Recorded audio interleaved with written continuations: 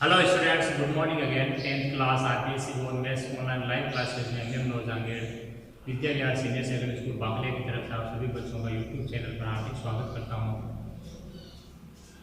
आज का हमारा चैप्टर होगा बीजगणित में। हमने एपी यानी समांतर श्रेणी को डिस्कस कर लिया, पढ़ लिया उसको।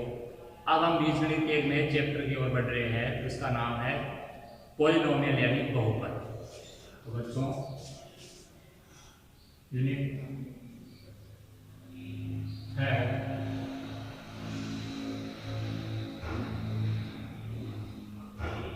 और चैप्टर नंबर है यूनिट है का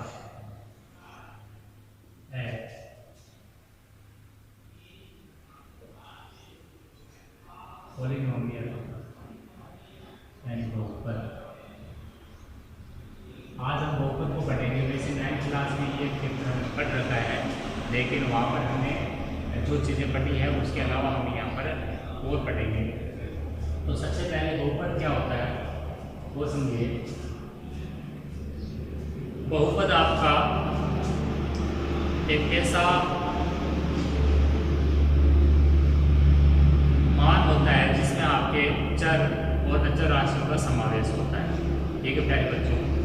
और वो जो आपके चर राशि होती है उसके ऊपर जो घात लिखी हुई होती है वो हमेशा कैसी होती है? धनात्मक पूर्णांक होती है।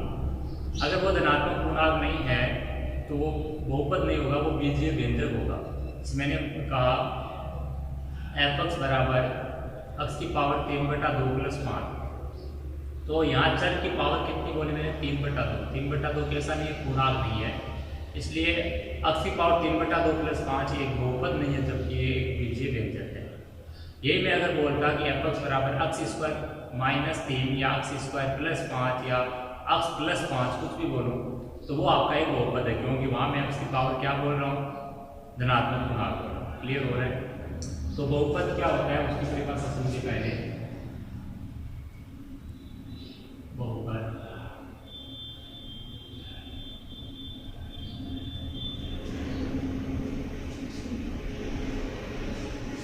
एक बहुपद ऐसा व्यंजक होता है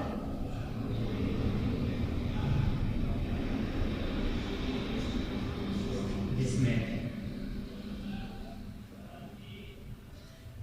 चर राशियों, यहाँ ध्यान रखिए चर राशियों को हम यहाँ पर जब बहुपद लेंगे तो वहाँ पर x, y, z इन्हीं से प्रदर्शित करेंगे, या t से भी प्रदर्शित कर सकते हैं, u से भी से प्रदर्शित करेंगे। स्मॉल a, b, c वो आपके अचर राशियों को व्यक्त करता है। इसमें चर राशियों का अर्थ होता है कि ऐसी राशियाँ जिनका मान है बदलता रहे, समय के साथ जिनका मान बदलता रहे। और अचर राशियाँ ऐसी राशियाँ जिनका मान समय के साथ ना बदले। जैसे मैंने बोला 3, 4, 5, तो इन राशियों को हम अचर राशियाँ कहेंगे क्योंकि इनका मान बदल नहीं रहा है। लेकिन यही मैं कह दूँ कि आपके f(x) बराबर x² - 3, तो यहाँ पर x का जो मान है वो आपको कुछ भी हो सकता है, यानी x का मान फिक्स नहीं है, बदलता रहने वाला है। 3 की जगह तो आपका 3 ही रहेगा, लेकिन x की जगह बदल सकता है मान। और जिसकी जगह मान बदल सकता है वो राशि कौन सी होती है? चर। और जिसकी जगह मान नहीं बदल सकता वो राशि कौन सी होती है? अचर।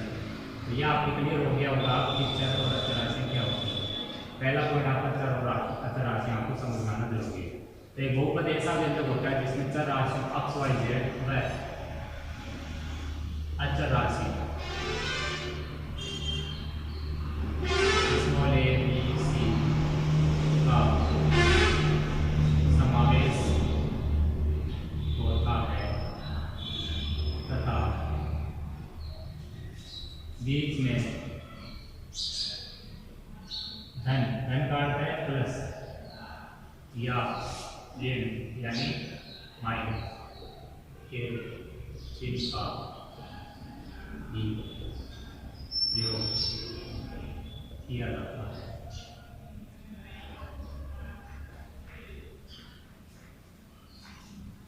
एक बहुपद का मानक रूप, एक बहुपद का मानक रूप देखिए। बहुपद को ध्यान रखिए आप कि पॉलिनोमियल कहते हैं, इसलिए अगर आप नहीं दिया है तो एफ से प्रतिस्थापित कर सकते हो, और अगर दिया है तो आपको पी एक्स बराबर आप इसको ले सकते हो। पी एक्स का मतलब है पॉलिनोमियल ऑफ अक्स यानी चर अक्स का बहुपद। पी एक्स का पूरा पॉलिनोमियल ऑफ अक्स यानी चर अक्स का बहुपद सी एक्स बराबर आप लिख सकते हो ए एन अक्स की power n plus a n minus one x की power n minus one plus, इसी टाइप से हम आगे बढ़ाएंगे तो यहाँ लास्ट में आपके घाते करते करते कितने में आ जाएगी, ए वन में आ जाएगी। ठीक है, पहले मतलब तो ए वन अक्स की पावर वन प्लस ए नोट अक्स की पावर नोट। अक्स की पावर जीरो का मान चूंकि कितना होता है, एक होता है, इसलिए आप इस चीज़ को यहाँ से हटा सकते हो। क्लियर हो रहा है पूरा एकदम। तो ये आपके एक बहुपद का मानक रूप होता है। तो अभी जो लिखा होगा उसी फॉर्मेट में है कि एक बहुपद ऐसा व्यंजक होता है जिसमें चर राशि है, यहाँ चर राशि कौन सी है, अक्स की है, ध्यान रखिए। और एक चीज़ और इम्पोर्टेंट कि बहुपद हमेशा एक ही चर राशि में होगा, ऐसा नहीं है कि यहाँ से आ गया, यहाँ वाई आ गया, जेड आ गया, वो बहुपद नहीं होता है, ये ध्यान रखिए। बहुपद वही होता है जिसमें केवल एक ही चर राशि आई हुई वो सारे के सारे पद को देख लेने पे, और वहाँ पे उस चर की जो पावर है, चर की जो पावर है वो आपकी कैसी हो, धनात्मक पूर्णांक, ये ध्यान रखिए। तो यहाँ चर की पावर जो है, जैसे यहाँ अक्स की पावर एन है, यहाँ की power n minus one, x की पावर एक, यहाँ की पावर जीरो हो गई है। तो आपके ये जो चीज़ें हैं ए एन अक्स की पावर एन, ए एन माइनस वन अक्स की पावर एन माइनस वन, ए वन अक्स की पावर वन और ए नोट, इनको हम कहते हैं बहुपद के पद। क्या कहते हैं, बहुपद के पद। और जो ए एन माइनस वन, ए वन और ए नोट है वो आपके अक्स की पावर एन, अक्स की power n minus one, x की पावर वन और अक्स की पावर जीरो के क्रम से क्या कहलाते हैं, गुणांक। जैसे मैंने लिखा हो बच्चों कि एफ एक्स बराबर 3x² प्लस 5। तो इसमें बहुपद के पद कौन कौन से, एक तो 3x² है, एक 5 है। अब मैंने कहा कि यहाँ पर x² का गुणांक दिए, तो x² के आगे जो संख्यात्मक मान होता है, x² के आगे जो संख्यात्मक मान होता है, चाहे वो धनात्मक में है, चाहे ऋणात्मक में, चाहे परिमेय है, चाहे आपका पूर्णांक है, वो सारा का सारा मान उसका क्या कहलाता है, गुणांक। x² का गुणांक चल जाएगा तो कितना बताओगे, 3। यही अगर माइनस करके है तो आप कह सकते हो x² का गुणांक बराबर कितना, -3। तो ये बहुपद है। तो ये जो यहाँ पर ध्यान रखिए कि ए एन माइनस वन, ए वन, ए नोट, ये वास्तविक संख्या है, यानी इनका मान कुछ भी हो सकता है। लेकिन यहाँ पर जो पावर एन की हुई है वो आपकी हमेशा कैसी होगी, धनात्मक पूर्णांक होगी। ये क्लियर होना चाहिए। इनको पर्टिकुलर रूप में अपने बहुपद के पद कहते हैं। तो यहाँ ए एन अक्स की पावर एन, ए एन माइनस वन अक्स की पावर एन माइनस वन, ए वन अक्स की पावर वन, ए नोट बहुपद के पद है। बहुपद की क्या होती है बच्चों, पद। तथा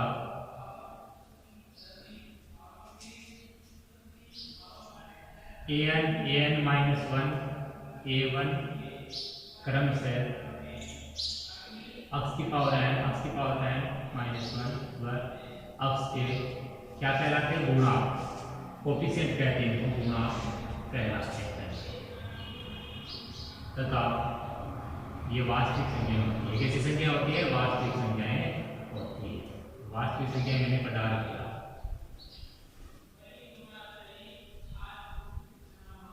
वास्तविक संख्याओं में आपके सारी संख्याएं आती है, धनात्मक पूर्णांक, ऋणात्मक पूर्णांक, शून्य, भिन्न, परिमेय संख्याएं, ये सारी की सारी संख्याएं मिलकर क्या बनाती है, वास्तविक संख्याएं बनाती है। ये सबसे पहले चर्चा हुई आपके बहुपद के बारे में कि बहुपद आपके होता क्या है। ठीक है प्यारे बच्चों, अब देखिए बहुपद का नामकरण। अब हम बहुपद का नामकरण कर रहे हैं। बहुपद का नामकरण ध्यान रखिए कि बहुपद की घात से ही परिभाषित होता है। अगर किसी बहुपद में अधिकतम घात 2 है तो उस बहुपद का नाम क्या रखा जाएगा, द्विघाती बहुपद। क्या रखा जाएगा, द्विघाती बहुपद। तो अब हम बहुपद में पद और बहुपद की घात को पढ़ेंगे।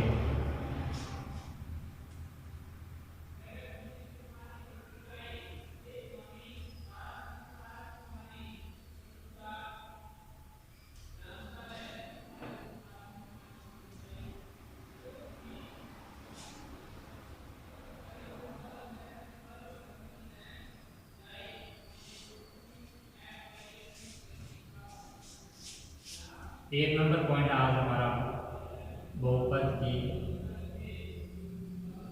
की घात।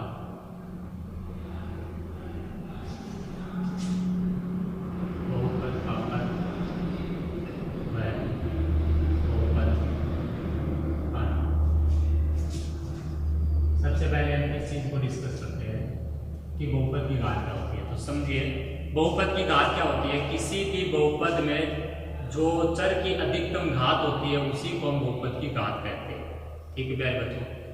और अगर बहुपद में अभी जैसे मैंने बताया था वैसे ही अगर बहुपद में 3 पद आए हैं तो आप कह सकते हो कि वहां पर मान लो उच्चतम घात 2 है, 3 पद आए तो आप कह सकते हो द्विघाती त्रिपदी। उस बहुपद का नामकरण क्या कह सकते हो? द्विघाती त्रिपदी। ठीक है प्यारे बच्चों, तो इस टाइप से बहुपद का नामकरण करेंगे। तो अब हम सबसे पहले पढ़ते हैं बहुपद की घात। किसी भी बहुपद में चर की उच्चतम घात, किसी भी बहुपद में चर की उच्चतम घात बहुपद की घात कहलाती है। बहुपद की क्या कहलाती है? घात कहलाती है। जैसे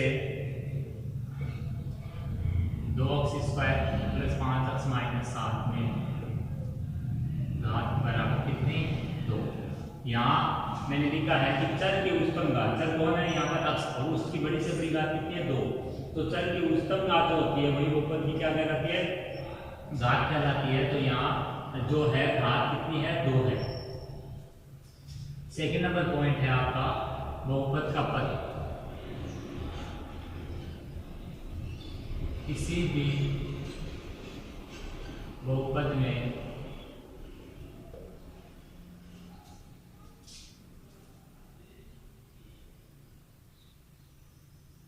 आने वाले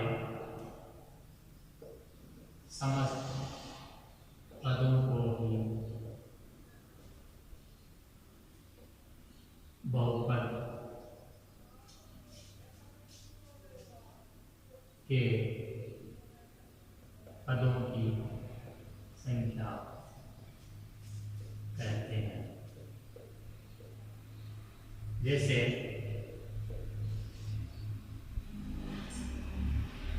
3x² - 16x + 11, 3x² - 16x + 11, इसमें आपके कितने पद है बच्चों? इसमें 3 पद है। कितने पद है? 3। 1 2 3। तो इसको आप कह सकते हो अगर इसमें पदों की संख्या बनती है तो 3 पद। और इसमें अगर ये पूछे सिंपल कि ये इसमें आपके बहुपद की घात कितनी है, तो बहुपद की घात कितनी है? इसकी 2। और ये पूछे कि इस बहुपद का नाम क्या है, तो आप कह सकते हो सिंपल लैंग्वेज में द्विघाती। लेकिन पदों की संख्या के साथ में बोलना चाहो तो कह सकते हो द्विघाती त्रिपदी। तो यहाँ आप कह सकते हो इसमें 3 पद है। कितने पद है? 3 पद है। जहाँ x² का गुणांक, x² का गुणांक अगर पूछूं तो कितना? 3। x का गुणांक अगर मैं पूछूं तो -16, और अचर में पूछूं तो अचर बराबर 11। चिन्ह के साथ बोलना माइनस का मतलब -11 बोलते हैं। तो बहुपद की घात हो गई, बहुपद है, इसमें पद हो गया। नेक्स्ट हम बात करते हैं बहुपद का नाम।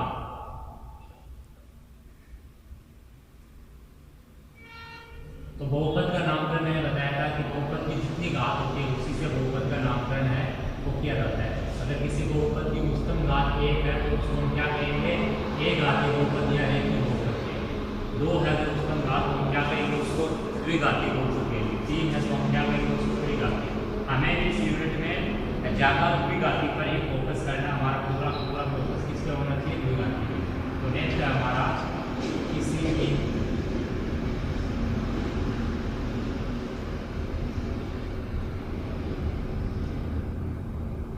बहुपद का नामकरण उसकी घात से करते हैं। अब देखिए इसमें 1 नंबर आपका रैखिक बहुपद।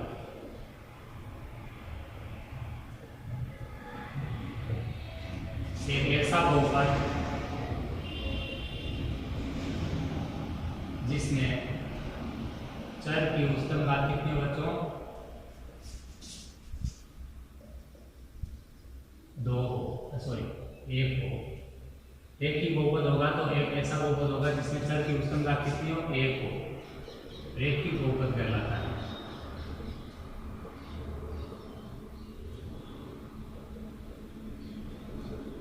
जैसे इसका मानक रूप अगर आप लिखना चाहो तो x बराबर ax प्लस b, ax बराबर क्या लिख सकते हैं, x प्लस b, जहाँ a, b belongs to r where a is not equal to 0। यहाँ ध्यान रखिए कि कभी भी कोई बहुपद लिखेंगे तो उसमें उच्चतम घात का जो गुणांक है वो कभी 0 नहीं होता।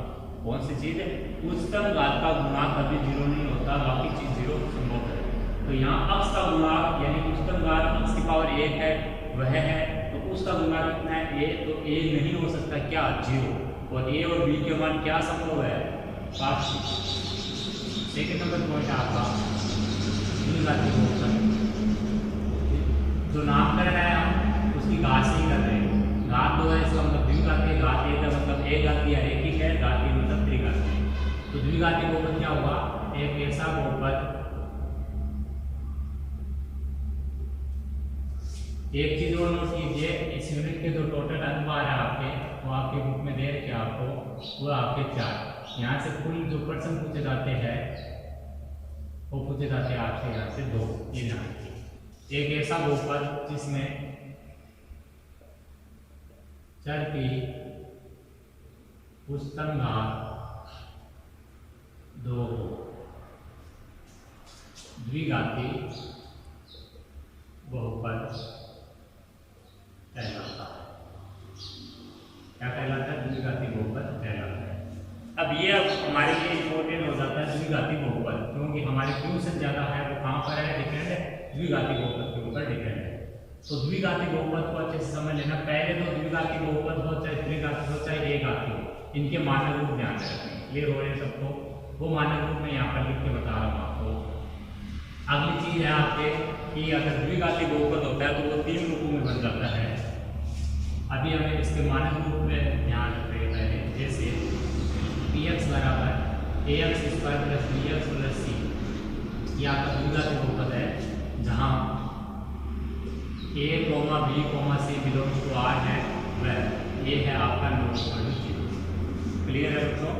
तो यहाँ पर ये मानक द्विघात होगा, ये क्या है आपका मानक द्विघात बहुपद। अब इसके जो अन्य रूप है, अन्य जो रूप है वो ध्यान रखिए, अन्य रूप उसमें आपका a नंबर है वो आपका शुद्ध द्विघात, शुद्ध द्विघात बहुपद। अब देखिए शुद्ध द्विघात बहुपद और इसके बाद में अगला जो होगा वो अशुद्ध होगा और मानक, तीनों में अंतर किया। मानक जो होगा, अब कैसे समझिए कि द्विघात है तो इसका मतलब 3 पद होंगे, एक पद एक्स्ट्रा होगा। जैसे एक घात का था तो 2 पद थे, एक घात का है तो 2 पद है, तब पूरा कंप्लीट है यानी मानक है। 2 घात का है तो 3 पद है तो कंप्लीट है। लेकिन अगर पूरे पद नहीं है यानी 2 घात का 3 होने चाहिए थे वो नहीं है, उससे कम है, तो बहुपद आपका यहाँ पर द्विघात वाला या तो शुद्ध होगा या अशुद्ध। अब शुद्ध होगा तो उसका जो रूप होता है वो क्या होता है, वो आपका होता है उसका शुद्ध द्विघात बहुपद में ध्यान रखिए ax स्क्वायर और यहाँ पर माइनस c।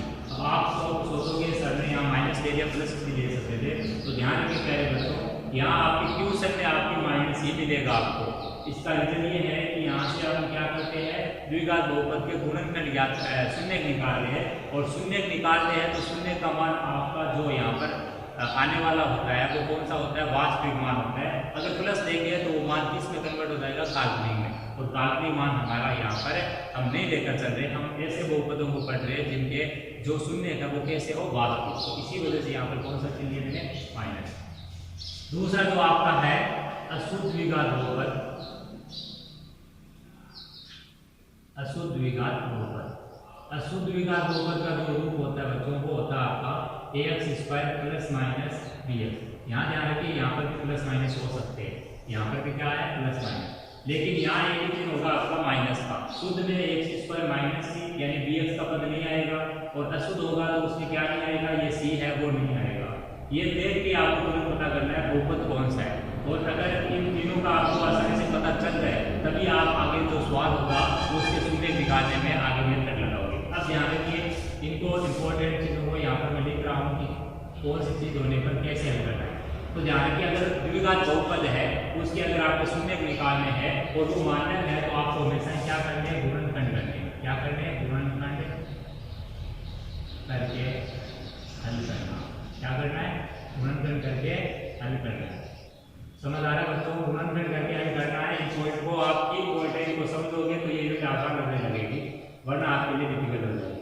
तो गुणनखंड करके हल करना है कब, जो द्विघात बहुपद होगा उसके शून्य निकालना। यहाँ पर अगर ये शुद्ध रूप में होगा तो यहाँ पर क्या करना है, उस कंडीशन में यहाँ पर a square minus b square बराबर a plus b a minus b वो काम में लेना का प्रयोग, इसका प्रयोग करना है a plus b a minus b का प्रयोग करना है, ये ध्यान रखिए। और इसके लिए आपको क्या करना है, x स्क्वायर का गुणा क्या बनाना है, इकाई, वो हम ट्यूशन लेंगे तब समझ में आएगी बात। अगला है अगर अशुद्ध रूप में होगा तो ध्यान रखिए यहाँ पर चर को कॉमन लेना है। सर को क्या करना है, हमेशा ही कॉमन लेना है। जैसे इन दोनों में x है, कोई साइन नहीं होगा तो उसमें भी क्या आएगा, वो चर है वो कॉमन आ जाएगा।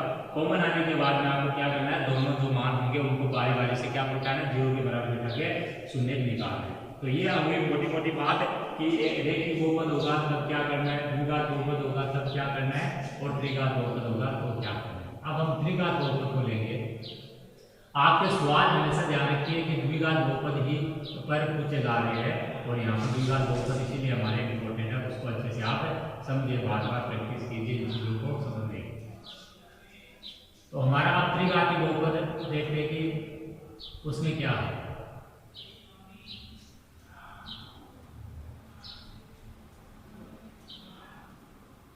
इन चीजों को आपको याद करना है, समझना भी है। ऐसा नहीं है कि इनको आपने उतार लिया तोते में और फिर कहो कि सर हमारे तो ये समझ में नहीं आई। तो समझ में तभी आती है बच्चों जब हम चीज़ों को, हर एक चीज़ों को समझ के चलते हैं। ऐसा नहीं है कि हमारी ट्यूशन है वही बस गणित में वो हो गए तो सब कुछ हो गया। कुछ चीज़ें ऐसी है जो आपको लैंग्वेज के तौर पर समझ के ट्यूशनों के अंदर एंटर करना पड़ जाता है। तो यहाँ पर पूरा आपको क्या करना होगा, लैंग्वेज को समझना है, उसके बाद में यूनिट में एंटर करना है। तो 3 नंबर आपका त्रिघातीय बहुपद। परिभाषा आप मुझसे लिख सकते हो, त्रिघातीय बहुपद है, बस इसलिए आपको परिभाषा को समझना है, इसलिए ज्यादा कुछ खास है नहीं। द्विघात बहुपद है, उसके सवाल है, उसको अच्छे से समझ लीजिए। त्रिघातीय बहुपद क्या हो जाएगा, एक ऐसा बहुपद जिसमें चर की उच्चतम घात 3 हो। चर की उच्चतम घात कितनी हो बच्चों, 3। एक ऐसा बहुपद जिसमें चर की उच्चतम घात 3 हो, त्रिघातीय बहुपद कहलाता है। अब त्रिघातीय होगा तो आपको सबको समझ में आ रहा है कि मानक रूप जो होगा, मानक रूप होगा तो मानक रूप में भी मैंने बताया था 3 घात तो कितने पद होंगे, 4। और सबसे पहला जो पद होगा वो क्या होगा, उच्चतम घात 3 वाला। उच्चतम घात कितनी, 3। ए अक्ष की घात 3 गुणा ABCD ले रहे हैं। अगले में घात बढ़ जाएगी अक्ष स्क्वायर, लेकिन गुणा क्या ले रहे हैं, ABCD दिया जाएगा। अगले में घात बढ़ जाएगी 1 आ जाएगी, 1 घात लिखते नहीं है, और घात 0 हो जाता है तो उसका मान है वो नहीं लिखते। घात 1 है तो 1 को नहीं लिखते, अक्ष की पावर 0 हो जाता है तो अक्ष की पावर 0 पूरे को ही नहीं लिखा जाता, ये ध्यान रखिए। और अगला है घात 0 हो जाएगी तो गुणा तो आएगा D। ये आपका त्रिघातीय बहुपद का क्या है, मानक रूप। और जहाँ ये जो ABCD मैंने संख्याएं लिखी है वो आपकी क्या है बच्चों, वो वास्तविक संख्याएं हैं। वह इसमें उच्चतम घात का पद क्या है, उसकी पावर 3 है, उसका गुणा क्या है 1, वो क्या नहीं हो सकता, शून्य पॉसिबल नहीं है। ये त्रिघातीय बहुपद। अब एक चीज को नोट करके लिख लीजिए आप अच्छे से, एक चीज को नोट करके लिख लीजिए कि कोई भी जो बहुपद है उसमें अधिकतम उतने ही शून्य हो सकते हैं जितनी उसकी अधिकतम घात है। जैसे मान लो एक बहुपद द्विघातीय बहुपद है तो उसके अधिकतम शून्य कितने हो सकते हैं, तो एक बहुपद त्रिघातीय तो उसके अधिकतम शून्य गुण संख्या कितनी हो सकती है, 3। एक बहुपद चतुर्घातीय तो उसके अधिकतम शून्य गुण संख्या कितनी हो सकती है, 4। अगर पंचघातीय तो कितनी हो सकती है, 5। तो कहने का मतलब है कि किसी भी बहुपद में शून्यकों की अधिकतम संख्या अधिकतम संख्या उतनी ही हो सकती है जितनी बहुपद की क्या हो बहुपद की जितनी घात होती है उतनी अधिकतम शून्य गुण क्या हो सकती है संख्या हो सकती है। नेक्स्ट हम बात करते हैं बच्चों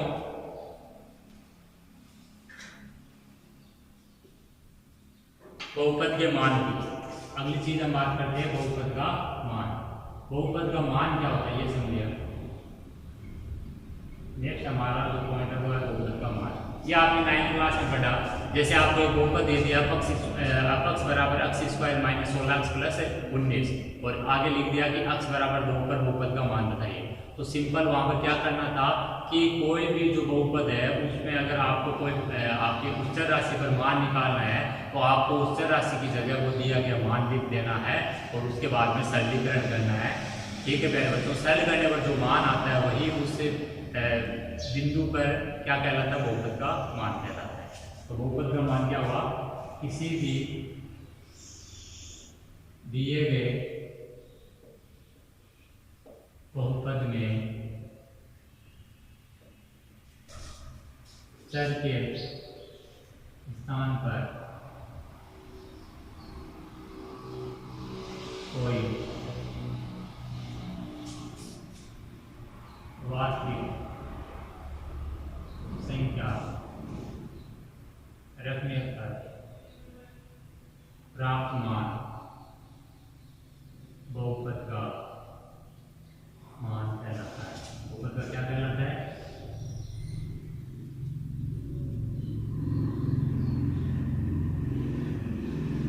जैसे एग्जाम्पल से समझिए, जैसे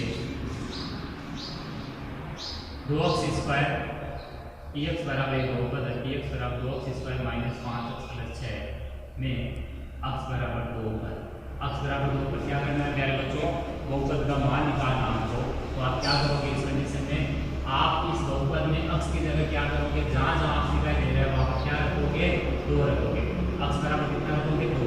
x बराबर 2 रखने पर बहुपद का जो भी मान आएगा वो आपको कैसा मान आएगा, एक संख्यात्मक मान आएगा।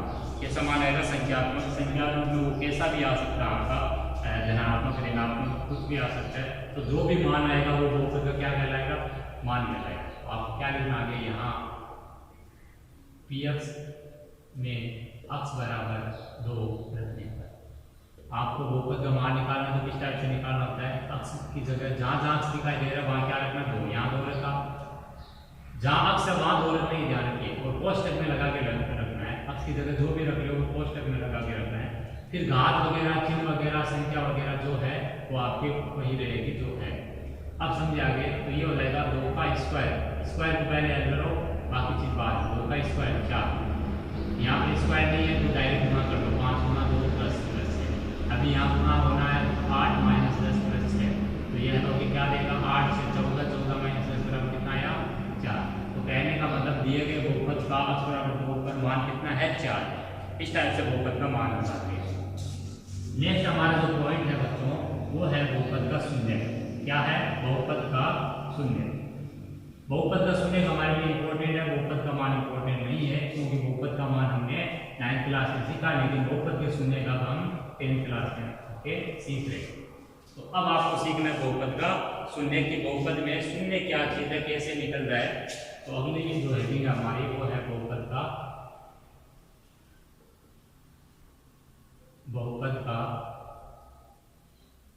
शून्य। क्या चीज है बच्चों, बहुपद का शून्य। समझे इस चीज को, बहुपद का शून्य भी बहुपद का एक मान है, क्योंकि बहुपद में अगर आप कुछ रख रहे हो तो मान 0 भी हो सकता है। तो बहुपद का शून्य क्या होता है, कोई भी वह वास्तविक संख्या जो दिए गए बहुपद में चर के स्थान पर रखने पर बहुपद का मान क्या बना दे, 0 बना दे। सिंपल लैंग्वेज में आप कह सकते हो कि कोई भी ऐसी वास्तविक संख्या जो दिए गए बहुपद में उस चर के स्थान पर रखने पर बहुपद का मान क्या बना दे, शून्य बना दे, या आप कह सकते हो 0 बना दे। वो क्या है आपका शून्य है। शून्य को हम जीरोज कहते हैं। क्या कहते हैं, जीरो। तो जो 0 बनाएगा वही क्या होगा, जीरोज होगा। तो बहुपद का शून्य क्या हुआ, किसी भी दिए गए बहुपद में चर के स्थान पर रखी गई एक ऐसी वास्तविक संख्या जो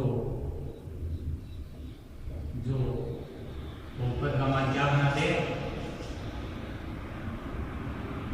शून्य। बहुपद का मान क्या बना दे, शून्य।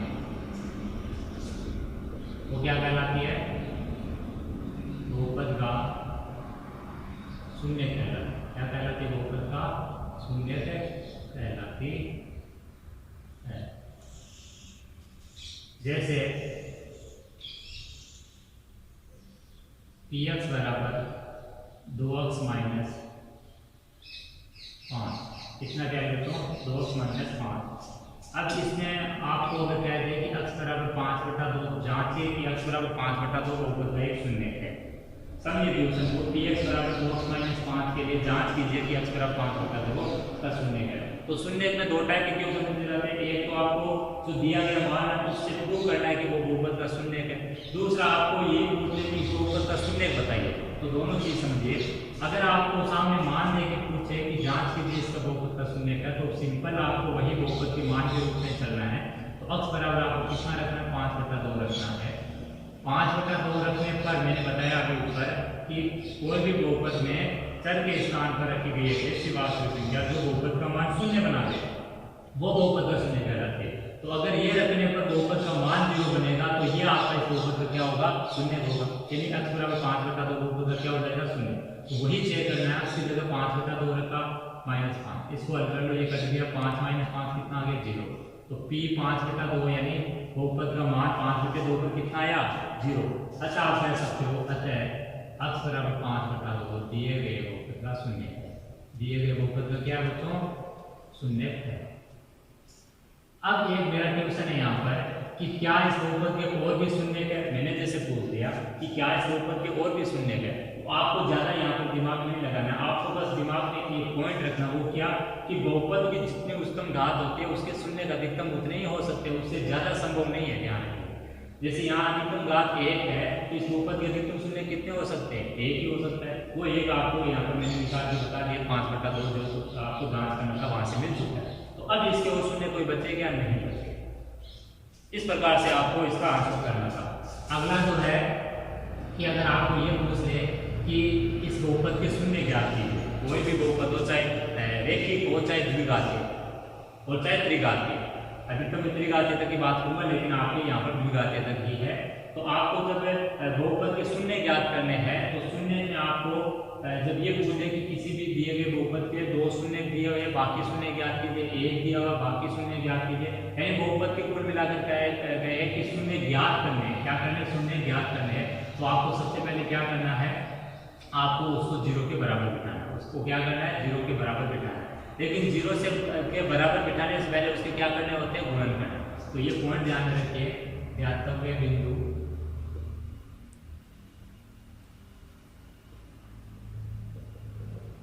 ध्यातव्य यानी ध्यान रखने वाला जो पॉइंट आपका वो क्या है यहाँ पर, वो ये है कि किसी भी बहुपद के शून्य का मान या करने के लिए सर्वप्रथम बहुपद के गुणनखंड, बहुपद के गुणनखंड किस रूप में करने, रैखिक रूप में। बहुपद के गुणनखंड रैखिक रूप में करने होते हैं तथा बाद में